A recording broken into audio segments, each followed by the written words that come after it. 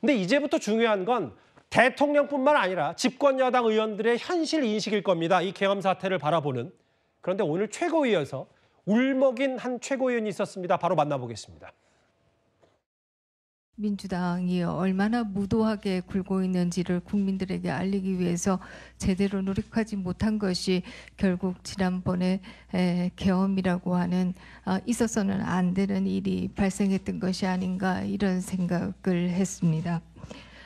그런 면에서 정말 스스로 반성하게 되고 또 통탄하게 됩니다. 국민 여러분들께서 부족하지만 저희를 좀 잘 지켜주십사 부탁드리겠습니다. 하고 책임질 수 있다면 저야 할 것입니다. 저는 오늘 정치인으로서가 아니고 의사로서 대통령 심정을 이해가 안 된 부분이 이해되는 부분보다 어제 많았지만 그동안의 야당이 특검, 탄핵 엄청나게 비열하게 대통령과 대통령 가족을 몰아붙인 점을 기억을 해주시기 바랍니다. 너무 비참했습니다.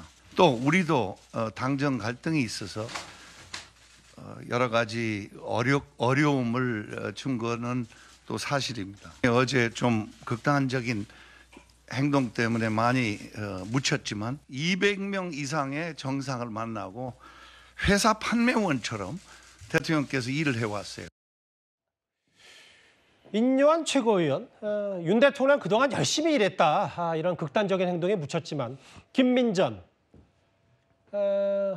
윤석열 정부의 성과를 못 알린 것 반성한다. 부족하지만 저희를 지켜달라. 눈시를 붉혔는데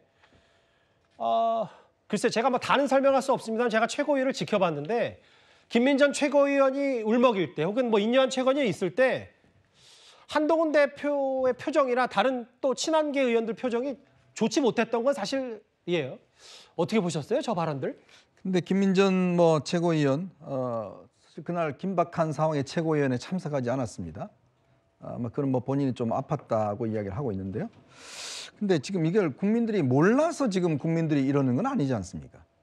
저는 거슬러 올라가면 지난 총선이 여기 이제 김민전 최고나 인요한 의원이 이야기했듯이 야당의 저런 어떤 행태를 막을 수 있는 정말 유일한 기회였거든요. 예. 근데 지난 총선 어땠습니까?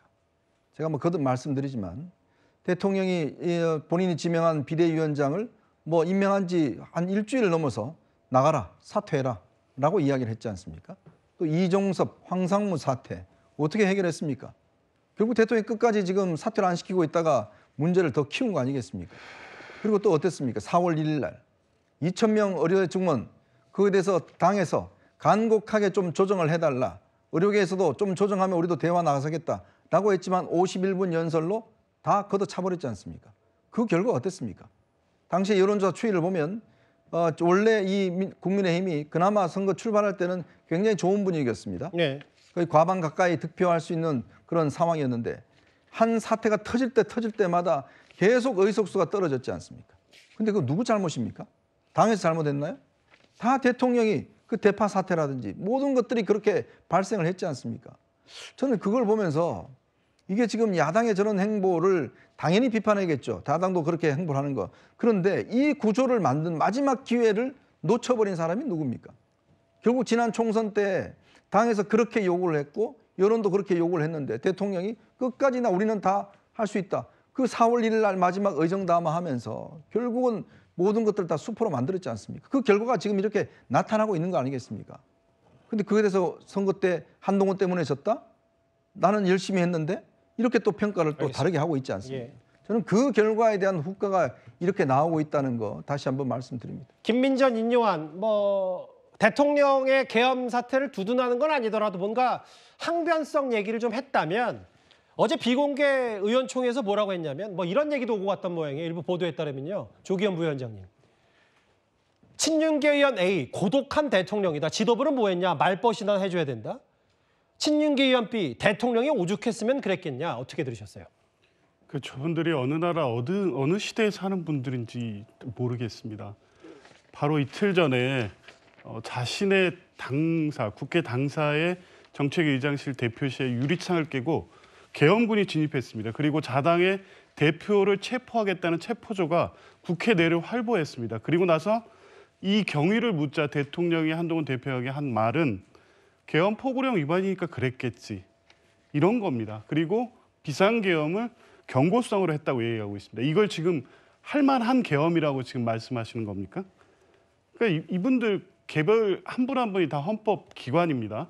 굳이 계엄법을 따져보지 않더라도 헌법 조항만 보더라도 이게 얼마나 심각한 위헌 위법 행위인지 또 형법상 내란죄에 해당될 수 있다는 걸 모를 리 없는 분들이 저런 말씀을 하신다는 거는 납득할 수 없고 국민들의 현재 심정을 전혀 헤아리지 못한다는 생각이 들고요. 말법 해주시고 싶고 대통령이 그렇게 안쓰럽고 이해가 된다고 하면 이 헌법기관에서 자리 다 내려놓고 자연인으로 돌아가서 좀 편하게 말법 하시면서 사시는 게 좋을 것 같습니다.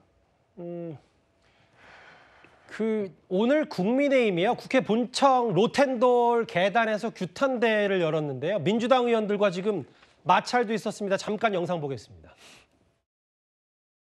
오늘 저행하는 거래 야당의 광기 어린 탄핵 폭주에 환호하는 곳은 민주당과 범죄자 집단뿐이며 그 피해는 전 국민에게 돌아갈 것입니다.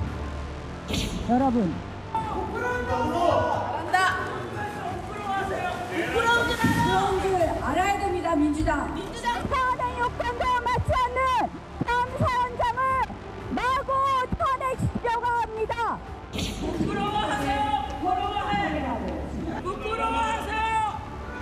어떻게 국회에서 그럴 수가 있어? 부끄러워하세요. 내란 방주죄. 이건 아니에요. 이건 아닙니다.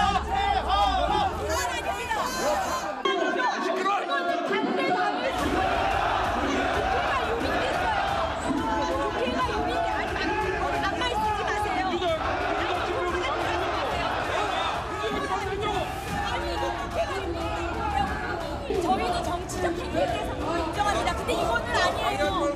이곳 명치가 있어야죠. 쇼하지 말고 가요. 왜 쇼해요? 이게 쇼라고요. 쇼하지 말아요. 가요.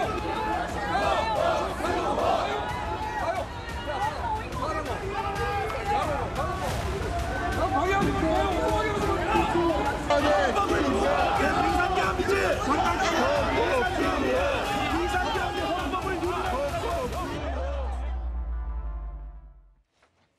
무슨 얘기를 덧붙이겠습니까?